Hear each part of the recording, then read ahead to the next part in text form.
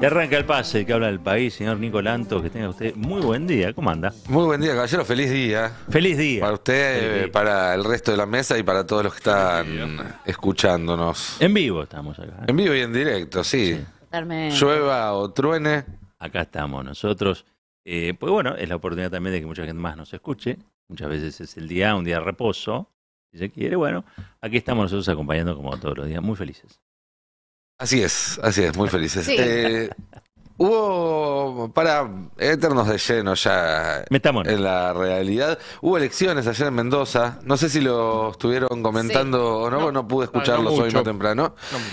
Con un par de características particulares. Por un lado, la derrota de Juntos por el Cambio en los 7 municipios donde se fue a votar, en 6 a manos del oficialismo peronista y en el 7º a manos de un candidato de Omar de Marchi, el ex cambiemita que ahora está cortándose sola y armando también con Javier Milei. Pero también, de nuevo, muchísimo ausentismo. Cantidades muy bajas de votación, en la mayoría de los casos, récord de ausentismo, algo que ya habíamos visto en Río Negro, Sí. que habíamos visto también en La Pampa, cuando fueron las PASO en febrero, y que seguramente volvamos a ver en los próximos fines de semana. Se vienen 2 fines de semana con mucha actividad a nivel provincial y municipal, con muchas elecciones, y ese pareciera ser uno de los grandes fenómenos que van a marcar un poco este año. Sí, 65%, ¿no? Fue Sí. ayer la participación. Si viene siendo más o menos de ese orden, cuando históricamente siempre está en el 75, punto Sí, más, punto menos. Argentina tiene una historia de alta participación en elecciones, ¿no? Sí. Ahora nos estamos acostumbrando a porcentajes de otros países, ¿no? Que son más bajos. Veremos, sí, a partir del domingo que viene empieza la temporada alta de elecciones provinciales. Ujú. Creo que Jujuy, Misiones y La Rioja. Ujú. El fin de semana que viene, y ahí va a estar repartido, ¿no? Va a ser de las de mayo la única que se supone que Jujuy va a ganar Juntos por el Cambio. Juntos por el Cambio, en Misiones va a ganar Partido provincial. el partido Sí. provincial. El Frente Renovador por la Concordia. Así es, el rovirismo. Y son elecciones, la participación me parece que tiene que ver con elecciones que más o menos gana el oficialismo y no hay mucho entusiasmo en acompañar, ¿no? Y se genera esta cosa así que va tendiendo hacia este clima medio enrarecido, antipolítica, que es el del voto a Milei, ¿no? Se va viendo un poquito. Por lo general, Milei no tiene candidatos en las provincias. Ha bajado varios candidatos. En La Rioja sí, está el sobrino de De Menem. Menem, claro. Es de los pocos. Pero en general, y me parece que es ese clima un poquito enrarecido, ¿no? Que se ve la no participación, el desgano, el enojo, y que canalizan ese voto en la presidencial a Milei, y por ahí en las provincias no hay mucho entusiasmo, ¿no? Sí, y eso hace que también afloren discursos como el que había tenido Martín Tetaz la semana pasada, planteando la posibilidad de, en vez de tener voto obligatorio, tener voto voluntario, ¿no? Porque se va viendo esto, que la gente no tiene la motivación suficiente, tampoco es que hay castigos demasiado fuertes en caso de no ir a votar cuando Claro. se supone que es una obligación, ¿no? Entonces, al no tener un castigo, una reprimenda, decís, "Bueno, ¿para qué voy a votar si la verdad es que no me interesa para nada?" Y empieza a crecer ese discurso antipolítica o donde los que quieren se meten en política. Pero ayer se dio una cosa muy particular en Mendoza,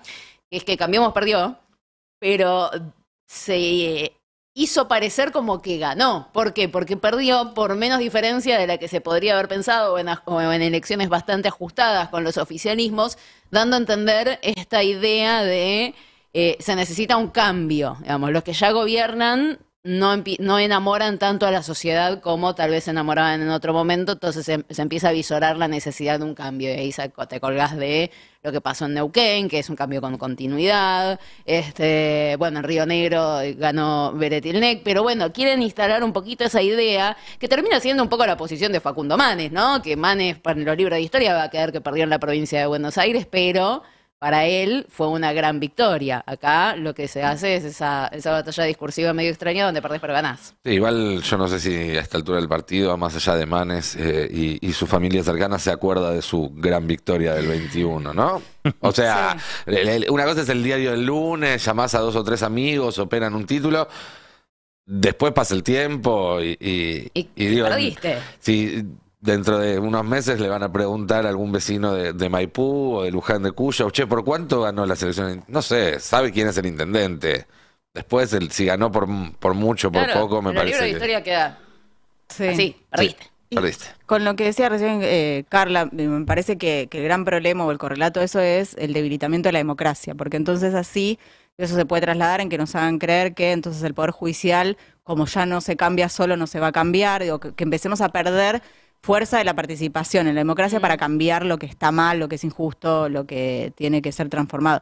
Me parece que, digo, más allá de eso, entiendo que la Nacional, no sé todavía si hay un horizonte de si eso se va a trasladar o no, pero en ese movimiento que ya existe por una derecha que fortalece su discurso, no sé si tanto una elección, pero sí al menos su discurso, sumando a decir, no es tan importante, o empezar a instalar, no es tan importante participar en las vías democráticas, como obligación civil, me parece que hay un problema grande.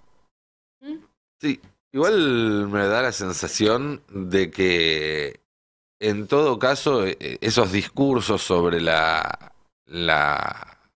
descontento con la democracia y demás son explicaciones ex post, que el fenómeno se da sobre todo como reacción a una democracia que no está dando los resultados que de ellas esperaban, digamos. Claro, es que te entra un círculo vicioso ahí, porque si la democracia no me da el resultado que espera, pero yo participo menos, cada vez voy a tener menos resultados que espero, porque no estoy esperando nada.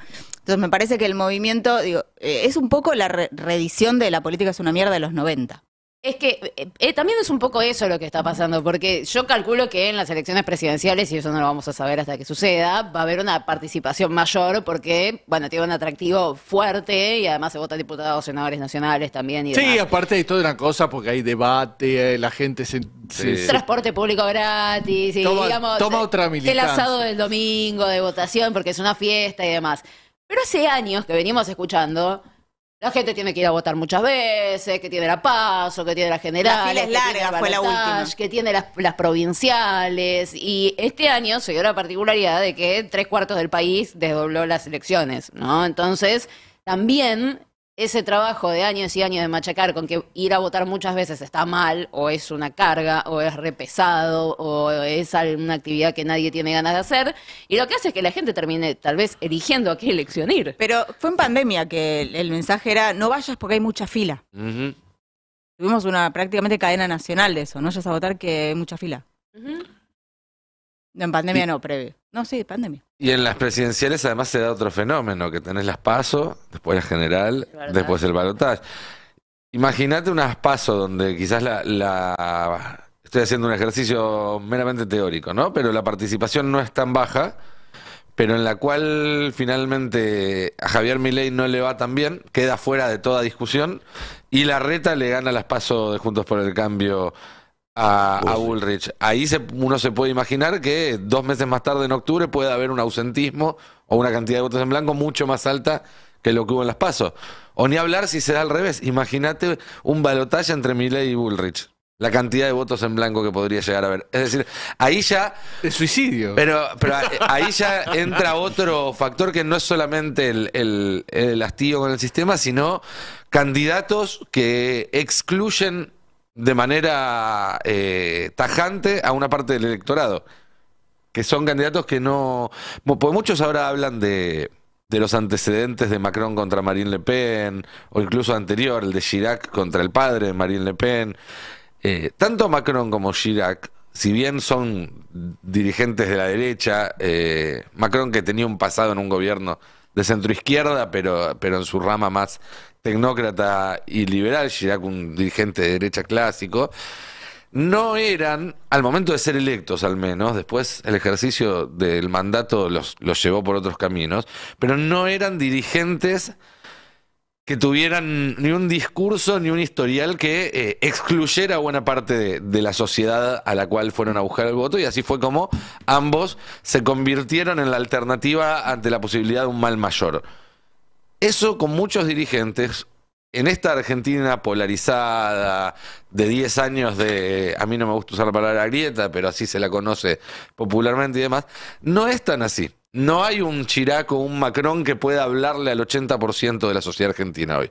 Creo que no hay ningún candidato que pueda hablarle a ese porcentaje. Bueno, entonces, Larreta dice que aspira al 70, verdad. ¿no? Pero no lo está haciendo, por ahora le está costando muchísimo. muchísimo. Es que con suerte sí, todavía se tiene que dirigir a los propios, ¿no? Claro, por O sea, eso. ni siquiera le alcanza. Pero no me parece imposible un balotage Bullrich-Milei.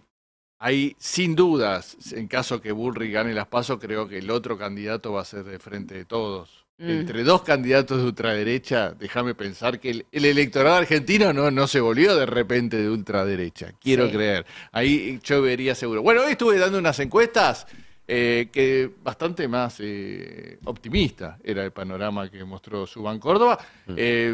Muy a favor de Massa. O sea, Sí. raro. Muy, En el medio de este contexto económico, sí, muy amplio. Hablábamos antes con Roberto, muy amplio su diferencia en las PASO respecto a los otros postulantes de Frente de Todos, sea Guado, sea Scioli, sea Rossi, y además, primero en una eventual elección con Milei, con Bullrich o con Rodríguez Larreta. ahí de... Vamos a uno todos los puede- universos paralelos de las encuestas. Sí, sí, sí. Pues vos tenés, depende de la encuesta, tenés un universo diferente. Si ¿no? se corroboraran esos datos que da Subán Córdoba, habría que decir como primera conclusión es que este sutil pero persistente ya arrime de bochín de Cristina Massa está empezando a darle resultados, está Sí. transfiriendo algunos votos, que probablemente no pueda transferir todos, pero algunos sin que haya empezado la campaña están pasando. Es un dato que deben estar tomando muy en cuenta tanto en el Instituto Patria o en el primer piso del Congreso, como en el quinto piso del Ministerio de Economía. Se está empezando a dar parte de esa transferencia, que había una duda muy grande de si era posible. Pero claramente todavía no está tomada esa decisión. Creo que es de las pocas cosas que quedaron como conclusiones claras del acto del jueves. Eso, y que Cristina, para mí, yo sigo leyendo gente que interpretó otra cosa. Para mí solo le faltó escribir un no gigante en el telón de fondo, digamos. Fue bastante Pregúntale a contundente Roberto en que ese tiene sentido. distinta interpretación. Yo lo que dije es, Ah. Cristina siempre es candidata. Elija no serlo después, todavía está a tiempo. Pero siempre es candidata. De ahí para abajo... Si ella cambiara pasar de cualquier idea, está así. En Claro, eso sí, estamos de puede acuerdo. Si ser. ella está, Hoy la cambiara de idea pareciera está, ser por el no. a tiempo de hacerlo. siempre es candidata. Después veremos, porque capaz que es Massa, capaz que es Guado, Sí. capaz Sí, que es sí. ella. Fer mencionó en su nota de ayer en el destape que vuelve a aparecer Axel ahí Capaz que es Axel. en el bolillero de nombres, que había retrocedido un poco cuando se Sí, empezó a instalar lo de la PASO y ahora volvió a Me aparecer. lo han nombrado varios como el plan B, ¿no? Si no es Massa, no puede resolver la ecuación económica, parece que el que asoma, aunque está afarrado a uñas y dientes, Sí, no sí. quiere saber nada. Los que lo rodean tampoco quieren Los que que lo lo rodean, saquen. nada. Fue muy, el otro día, significativo lo de Bianco, ¿no? El jefe de asesores y mano derecha, que fue el primero que empezó con el operativo Clamor por Cristina, ¿no? Claro. En las redes. Pero asoma Axel, ¿no? Porque, bueno, lo que dicen las encuestas, los otros no terminan de arrancar, ¿no? Sí. Hay que recordar que en el año 2019, para el 1 de mayo, la intención de voto de Alberto Fernández probablemente no alcanzaba la décima Es de verdad, un punto. es verdad. es La verdad. Argentina tiene también esos Totalmente. recovecos en la historia. Bueno, Muchísimas gracias por este pase. Señor Nico. Vamos a continuar con este programa de 1 de mayo, donde vamos a estar hablando, obviamente, de cómo sigue el futuro del Frente de Todos ante esta campaña que es cada vez más inminente. Vamos a hablar de las elecciones en Paraguay, que también dejan algunas lecciones que pueden o no aplicarse a lo que pase en la Argentina. Vamos a hablar de algo que ya es una fija de todos los meses, y eso es parte del problemón, que es los aumentos, porque realmente no solamente estamos con una inflación muy alta, sino que estamos con una economía más indexada que hace un año, y eso dificulta muchísimo que se desacople en algún momento el tema de la velocidad en la que aumentan los precios. Bueno, hay varios aumentos ahora que caen con el 1 de mes. Vamos a estar hablando de la interna de Juntos por el Cambio con toda la data que nos trae Carla. Vamos a estar repasando la fecha del fútbol argentino, una fecha que a mí por lo menos me dejó más tranquilo que las anteriores. Y vamos a estar escuchando algunos covers musicales con una particularidad.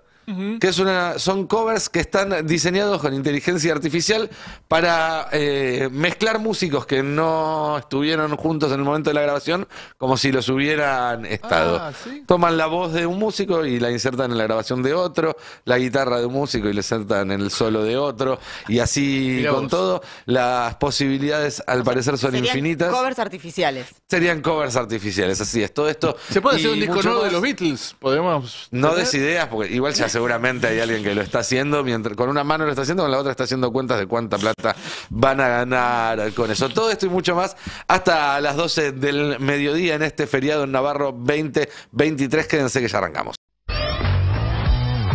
Un país unido por la radio.